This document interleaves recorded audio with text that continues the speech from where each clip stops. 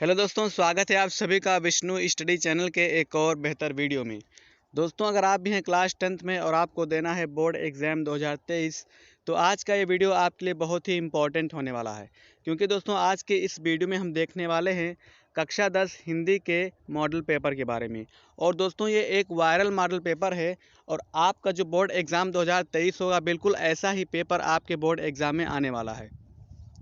तो दोस्तों, आज के इस वीडियो में हम जानेंगे कि आपके बोर्ड एग्ज़ाम 2023 का जो हिंदी का पेपर होगा वो किस तरह आएगा, कितने क्वेश्चन आएंगे और कितने क्वेश्चन कितने नंबर के आएंगे और पेपर किस तरीके से आपको लिखना है। दोस्तों, आज की इस वीडियो में हम कंप्लीट जानने वाले हैं।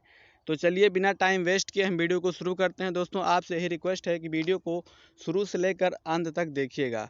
तो चलिए वीडियो को शुरू करते हैं। सबसे पहले दोस्तों, आपका जो पेपर होगा वो कुछ इस तरीके से आएगा। आप यहाँ पर देख सकते हैं, आपको यहाँ पर दिया होगा, ठीक है, कक्षा 10 हिंदी बोर्ड एग्ज़ाम 2023। और दोस्तों, जो आपका पूर्णांक होगा वो होगा 70 नंबर का और आपको यहाँ पर समय दिया जाएगा 3 घंटे 15 मिनट का।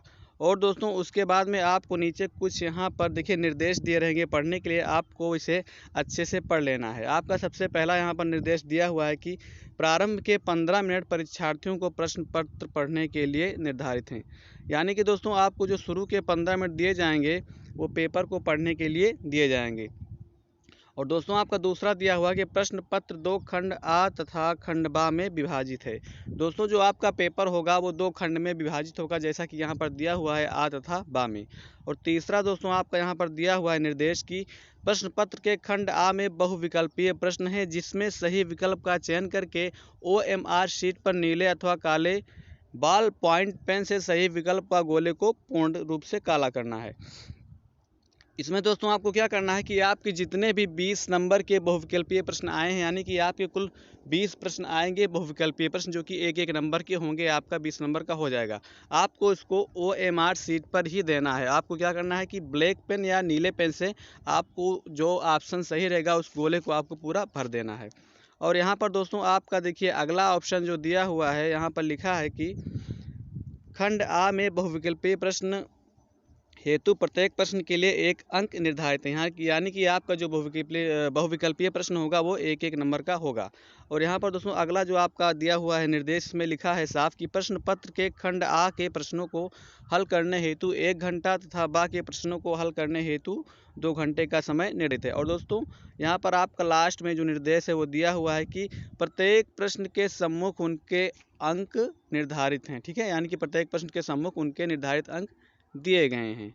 दोस्तों, जितने भी प्रश्न मैं आपको इस पेपर में बताने वाला हूँ वो बहुत ही इंपॉर्टेंट है और 90% आपके बोर्ड एग्ज़ाम में आने के ये प्रश्न के चांस है। ठीक है, तो चलिए देखते हैं कि हमारे जो बोर्ड एग्ज़ाम 2023 में कितने प्रश्न आएंगे और कितने कितने नंबर के कितने प्रश्न आएंगे। चलिए देखते हैं। दोस्तों, बहुत ही इंपॉर्टेंट प्रश्न है, इनके उत्तर आपको अच्छे से याद करना है।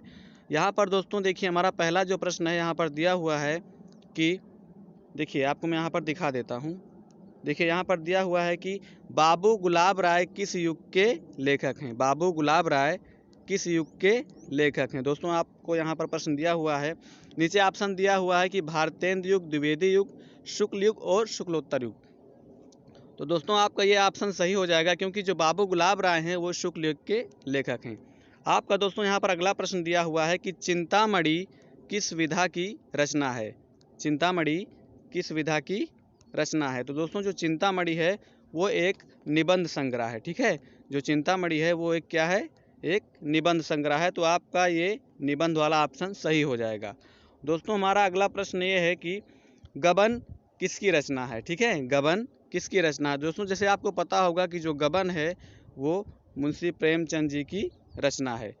और दोस्तों, जो हमारा अगला इंपॉर्टेंट प्रश्न है, दोस्तों जितने भी प्रश्न मैं आपको इस वीडियो में बताने वाला हूँ मोस्ट इंपॉर्टेंट है, आपको इसे अच्छे से पढ़ लेना है। ठीक है, हमारा अगला प्रश्न है कि शुक्ल युग की समयावधि क्या है। ठीक है, शुक्ल युग की समयावधि क्या है। तो दोस्तों, यहाँ पर आपका पहला ऑप्शन सही है। सॉरी दोस्तों, यहाँ पर आपका दूसरा ऑप्शन सही है कि 1919 से 1938 ईस्वी तक शुक्ल युग की समयावधि है। और दोस्तों, हमारा अगला प्रश्न यहाँ पर दिया हुआ है। दोस्तों, ये जितने भी बहुविकल्पीय प्रश्न मैं आपको इस वीडियो में बता रहा हूँ सब एक एक नंबर के हैं। हमारा अगला प्रश्न है कि नीड़ का निर्माण फिर किस विधा की रचना है। नीड़ का निर्माण फिर किस विधा की रचना है। तो दोस्तों यहाँ पर जो आपका ऑप्शन है आत्मकथा, ठीक है।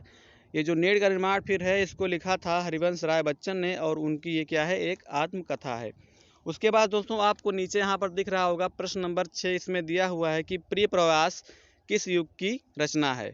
प्रिय प्रवास किस युग की रचना है। तो दोस्तों आपको आपका जो यहाँ पर ऑप्शन है वो सही हो जाएगा कि द्विवेदी युग की। जो प्रिय प्रवास है वो द्विवेदी युग की रचना है। और दोस्तों हमारा अगला ऑप्शन है मधुशाला किसकी रचना है। मधुशाला किसकी रचना है। तो दोस्तों जो मधुशाला रचना है वो है हरिवंश राय बच्चन की, ठीक है। मधुशाला हरिवंश राय बच्चन की रचना है, आपको यहाँ पर टिक कर देना है। हमारा अगला प्रश्न है कि भारत भारती किसकी रचना है। भारत भारती किसकी रचना है। 4 ऑप्शन दोस्तों आपको यहाँ पर दिया हुआ है और जो भारत भारती है वो मैथिली शरण गुप्त जी की रचना है। और दोस्तों हमारा अगला प्रश्न है कि आधुनिक काल कब से कब तक है। आधुनिक काल कब से कब तक है। तो दोस्तों आपका जो ऑप्शन है वो होगा सन 1843 से अब तक। सन 1843 से अब तक क्या है, आधुनिक काल माना जाता है। और दोस्तों हमारा अगला 10वां प्रश्न है कि मतिराम किस युग के कवि हैं। आपको यहाँ पर 4 ऑप्शन दिया हुआ है। पहला ऑप्शन आपका है आधुनिक काल, फिर आदिकाल, भक्तिकाल और अंत में है रीतकाल। तो दोस्तों आपका यहाँ पर सही हो जाएगा रीतकाल, ठीक है। जो मतिराम है वो रीतकाल युग के कवि हैं। और दोस्तों हमारा अगला प्रश्न है, जितना भी प्रश्न मैं आपको बता रहा हूँ बहुत ही इंपॉर्टेंट है, आपको वीडियो को शुरू से लेकर एंड तक जरूर देखना है। हमारा अगला प्रश्न यहाँ पर दिया हुआ है कि हास्य रस का अस्थायी भाव क्या है, ठीक है। हास्य रस का अस्थायी भाव क्या है। शोक, रति, हास, निर्वेद। दोस्तों जो हास्य रस का अस्थायी भाव होता है वो होता है हास। आपका ये वाला ऑप्शन सही है, आपको इस पर टिक कर देना है। हमारा अगला क्वेश्चन है कि सोहत ओढ़े पीठ पद श्याम सलोने गात मनो नीलमल शैल पर आता प्रयोग प्रभात। उपरोक्त पंक्तियों में कौन सा अलंकार है। अब दोस्तों जो आपको यहाँ पर उदाहरण दिया हुआ है इसमें आपको ये पहचानना है कि इसमें कौन सा अलंकार है। तो सिंपली ये बहुत ही आसान है, आपको पता है कि इसमें कौन सा अलंकार है, उत्प्रेक्षा अलंकार। दोस्तों आपको यहाँ पर OMR शीट पर आपको इसमें गोला कर देना है, आपको 1 नंबर मिल जाएंगे। जितने भी मैं आपको बहुविकल्पीय प्रश्न बता रहा हूँ सब 1-1 नंबर के हैं और 20 क्वेश्चन आते हैं, ठीक है। आपका 20 नंबर इससे पक्का हो जाएगा। अगला प्रश्न दोस्तों यहाँ पर हमें हमारे स्क्रीन पर दिख रहा है कि रोला छंद में कुल कितने चरण होते हैं। रोला छंद में कुल कितने चरण होते हैं। पहला है 3, 2, 4, 5। दोस्तों आपका ये ऑप्शन सही है, जो रोला छंद होता है उसमें 4 चरण होते हैं। दोस्तों हमारा प्रश्न नंबर 14 है कि आकर्षण शब्द में किस उपसर्ग का प्रयोग किया गया है। आकर्षण शब्द में किस उपसर्ग का प्रयोग किया गया है। दोस्तों आपका यहाँ पर कौन सा ऑप्शन सही होगा, आ वाला, ठीक है। जो यहाँ पर आकर्षण शब्द है इसमें कौन सा प्रयोग किया गया है, आ उपसर्ग, ठीक। उसके बाद दोस्तों हमारा अगला प्रश्न है कि 15 नंबर प्रश्न की प्रत्यय के कितने भेद हैं। ऑप्शन यहाँ पर है 2, 5 और क्या है 6 और 3। आपका दोस्तों ये जो प्रश्न है प्रत्यय के कितने भेद हैं, आपको पता होगा कि जो प्रत्यय होता है उसके 2 भेद होते हैं, ठीक है। हमारा अगला प्रश्न है पीताम्बर में कौन सा समास है। पीताम्बर में कौन सा समास है। दोस्तों कर्मधारय, द्वंद्व, बहुब्रीहि, तत्पुरुष। आपको पता होगा कि पीताम्बर में कौन सा समास होता है, बहुब्रीहि समास होता है। हमारा अगला प्रश्न है कि 17 नंबर आंसू का तत्सम रूप है। दोस्तों तद्भव तत्सम भी आपके बोर्ड एग्जाम में आता है, तो यहाँ पर आंसू का तत्सम हो जाएगा अश्रु, ठीक है। आपका जो अश्रु वाला ऑप्शन है यही सही है। हमारा प्रश्न नंबर 18 है कि यड़ संधि का सूत्र क्या है, या यड़ संधि का सूत्र होता है। यहाँ पर दोस्तों आपको दिख जाएगा आदगुड़ा, आकाशवड़े दीर्घा, इको यड़ची और वृद्धि रेची। आपको पता होगा कि जो यड़ संधि का सूत्र होता है वो होता है इको यड़च, ठीक है। आपको दोस्तों वीडियो शुरू से लेकर एंड तक देखना है, बहुत ही इंपॉर्टेंट टॉपिक मैं आपको इस वीडियो में बता रहा हूँ, ठीक है। और अगला आपका जो प्रश्न है फलश शब्द का वचन एवं विभक्ति लिखिए। आपको यहाँ पर ऑप्शन दिया हुआ कि षष्ठी विभक्ति एक वचन, सप्तमी विभक्ति द्विवचन, षष्ठी विभक्ति बहुवचन, चतुर्थी विभक्ति बहुवचन। तो जो फलश शब्द है इसका विभक्ति है षष्ठी विभक्ति एक वचन, ठीक। ये आपका ऑप्शन सही हो जाएगा। अगला हमारा प्रश्न है कि अपठित धातु का वचन एवं पुरुष है, ठीक है। लास्ट प्रश्न है आपके बहुविकल्पीय प्रश्न का। इसमें दिया है द्विवचन, प्रथम पुरुष एक वचन, उत्तम पुरुष बहुवचन और मध्यम पुरुष द्विवचन। दोस्तों आपका यहाँ पर ऑप्शन सही हो जाएगा प्रथम पुरुष एक वचन। ठीक है, ये आपका ये ऑप्शन सही है। उसके बाद दोस्तों हमारा आ जाएगा खंड बा। इसमें दोस्तों दिया हुआ है कि निम्नलिखित गद्यांश पर आधारित 3 प्रश्नों का उत्तर दीजिए। निम्नलिखित गद्यांश पर आधारित 3 प्रश्नों के उत्तर दीजिए। दोस्तों ये आपका 6 नंबर का आता है। ठीक है, ये आपका व्याख्या है और इसमें दिया हुआ है। ठीक है, यह कोई बात नहीं है, इसे लेकर और देखता था। आपको इसमें क्या करना है, आपको यहाँ पर 3 प्रश्नों के उत्तर देने हैं। कौन कौन से प्रश्न के उत्तर देने हैं मैं आपको यहाँ पर बता देता हूँ। ठीक है, सबसे पहले आपको यहाँ पर क्या करना है कि उपर्युक्त गद्यांश का संदर्भ लिखना है। ठीक है, आपको जो यह व्याख्या आई है आपको इसका संदर्भ लिखना है। उसके बाद में आपको गद्यांश के रेखांकित अंश की व्याख्या करनी है। जितने लाइनों के नीचे दोस्तों आपको लाइन मारी गई है, जितने भी शब्द हैं उनकी आपको व्याख्या करनी है, बाकी की नहीं करनी है। और लेखक के अनुसार दोस्तों इस प्रश्न का आपको उत्तर उसी में से ढूंढकर लिख देना है। इससे आपके 6 नंबर यहाँ पर क्लियर हो जाते हैं। ठीक है, उसके बाद दोस्तों आपको अथवा करके भी आता है, आप ये वाला भी कर सकते हैं। ठीक, बढ़ते हैं दोस्तों अपने अगले प्रश्न की ओर। इसमें दिया हुआ है प्रश्न नंबर 2 में दिए गए पद्यांश पर आधारित 3 प्रश्नों के उत्तर दीजिए। दिए गए पद्यांश पर आधारित 3 प्रश्नों के उत्तर दीजिए। दोस्तों ये आपका पद से व्याख्या आई है, इसमें भी आपको 3 दूनी 6। ठीक है, 6 नंबर आपको इसमें मिल जाते हैं। आपका पहला है चरण कमल बंदो हरिराई, और इसमें दोस्तों आपको 3 प्रश्नों के उत्तर क्या देने हैं। सबसे पहले आपको लिखना है पद्यांश, यानी इसका संदर्भ लिखना है। ठीक है, संदर्भ प्रसंग व्याख्या, और इसमें व्याख्या लिख देनी है। ठीक है, जहाँ पर लाइन मारी गई है उसकी, बाकी की नहीं। और उसके बाद में आपका है उपयुक्त पंक्तियों में कौन सा अलंकार है, इसमें आपको बता देना है कि इसमें कौन सा अलंकार है। ठीक है, इसका आपको काव्यगत सौंदर्य भी लिख देना है। उसके बाद दोस्तों आपका अथवा करके आता है कि सुन सुंदर वन सुधारस साने। ठीक है दोस्तों, आपको ये वाला भी कर सकते हैं, यानी कि अगर आपको अथवा करके आएगा तो आपको दोनों में से एक करना होगा। ठीक है, इसमें भी आपको ही तीनों प्रश्नों के उत्तर देने होंगे। उसके बाद दोस्तों हमारा अगला प्रश्न आ जाता है हमारे अनिवार्य संस्कृत से। ठीक है, इसमें दिया हुआ है कि दिए गए संस्कृत गद्यांश में से किसी एक का संदर्भ सहित हिंदी में अनुवाद कीजिए। दोस्तों आपको इसमें क्या करना है, यहाँ पर आपको जो पैराग्राफ यहाँ पर आपको दिख रहा है, इसका आपको हिंदी में अनुवाद करना है। इससे आपको 5 नंबर मिलते हैं। आप या पहला वाला भी कर सकते हैं। ठीक है, अथवा करके आपको दिया हुआ है, आप नीचे वाला भी कर सकते हैं। ठीक है, आपको इसका संदर्भ लिखना है, किस पाठ से है। दोस्तों ये आपके प्रथम पाठ वाराणसी से है, जो कि मस्ट इम्पॉर्टेंट टॉपिक है, आपको इसको पढ़ लेना है। ये पैराग्राफ जो है हर साल बोर्ड एग्जाम में आता है। तो ये दोस्तों आपका 5 नंबर का हो जाएगा। उसके बाद में बढ़ते हैं अपने अगले प्रश्न की ओर। प्रश्न नंबर 4, इसमें आपका देखिए दिया हुआ है कि मैं आपको यहाँ पर दिखा देता हूँ, थोड़ा नीचे आ गया है। हाँ, प्रश्न नंबर 4, इसमें आपका दिया हुआ है प्रश्न कि दिए गए संस्कृत पद्यांश में से किसी एक का संदर्भ हिंदी में अनुवाद कीजिए। यहाँ पर दोस्तों आपका अनिवार्य संस्कृत से ही आपका पद में से आया है। यहाँ पर मानम हित्वा प्रियो भवति क्रोधम हित्वा न सोचति। आपको इसका हिंदी में अनुवाद लिखना है, या आप अथवा वाला भी कर सकते हैं। सर्वे भवन्तु सुखिनः सर्वे सन्तु निरामया। ये दोस्तों आपका मस्ट इम्पॉर्टेंट श्लोक है, आपको इसको अच्छे से पढ़ के जाना है। आपके बोर्ड एग्जाम में ये लगातार क्वेश्चन पूछा जाता है। और दोस्तों इससे आपको कितने नंबर मिलते हैं, 5 नंबर दोस्तों आपको इससे मिल जाते हैं आसानी से। ठीक है, अब दोस्तों बढ़ते हैं अपने अगले प्रश्न की ओर, जो कि दोस्तों हमारे खंड काव्य में से आया है। यहाँ पर आप देख सकते हैं, मैं आपको थोड़ा नीचे करके दिखा देता हूँ। यहाँ पर लिखा हुआ है कि प्रश्न नंबर 5, अपने पठित, ठीक है, अपने पठितव्य के आधार पर निम्नलिखित में से किसी एक का उत्तर दीजिए। दोस्तों ये आपका आता है 3 नंबर का। आपको खंड काव्य याद करना है। दोस्तों ये जिले वाइज होता है, आपके ज़िले में जो कोर्स हो, जो खंड काव्य हो, उसी को आपको यहाँ पर लिखना है।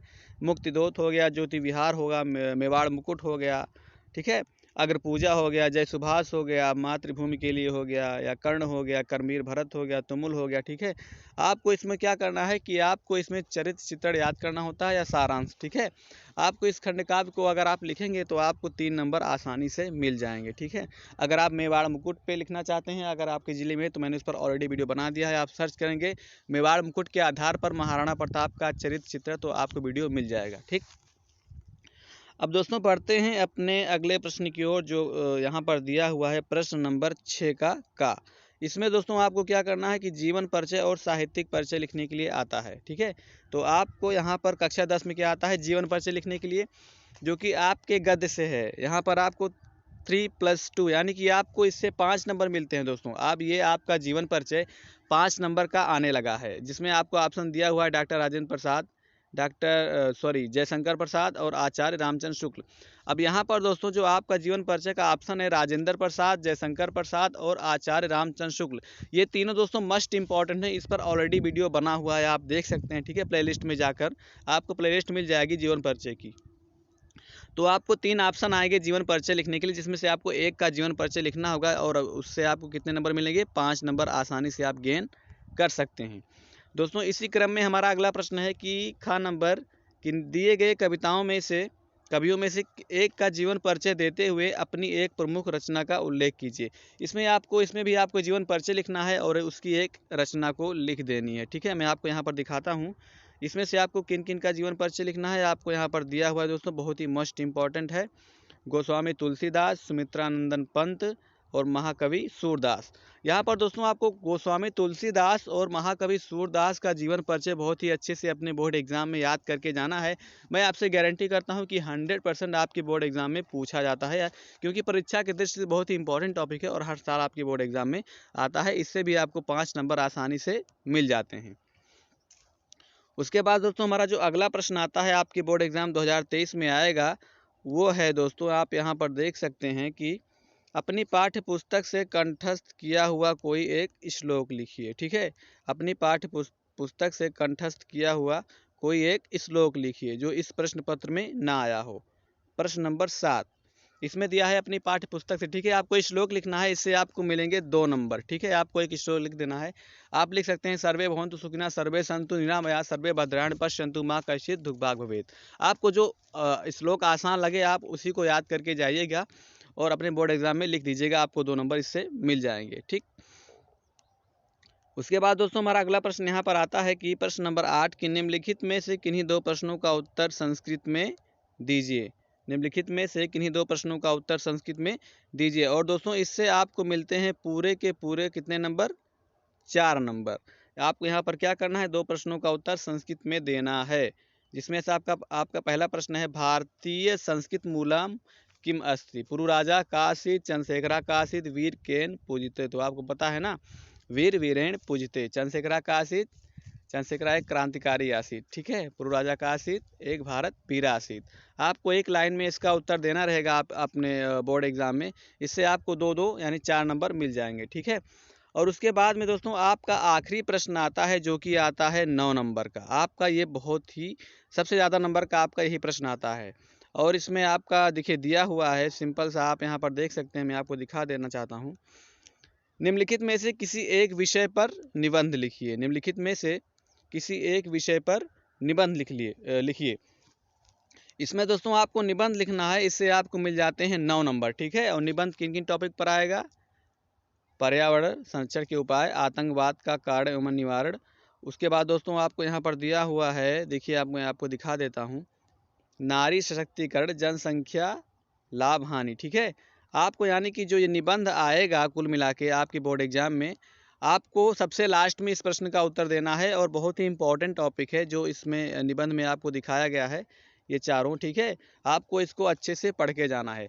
तो दोस्तों आई होप दोस्तों आपको ये वीडियो पसंद आया होगा। जो आपके बोर्ड एग्जाम 2023 हिंदी का पेपर है वो इसी तरह बिल्कुल सेम आएगा, इसमें कोई भी चेंजेस नहीं होगा। इसलिए मैंने जितने भी टॉपिक आपको इस वीडियो में बताए हैं और जितने भी क्वेश्चन आपको इस वीडियो में मैंने करवाए हैं, आपको अच्छे से अपने बोर्ड एग्जाम में तैयार करके जाना है। आपकी बोर्ड एग्जाम 2023 में ज़रूर आएगा। तो चलिए दोस्तों, अगर वीडियो पसंद आया हो और जानकारी अच्छी लगी हो तो हमारे वीडियो को लाइक कर दीजिए एंड हमारे चैनल को सब्सक्राइब कर दीजिए।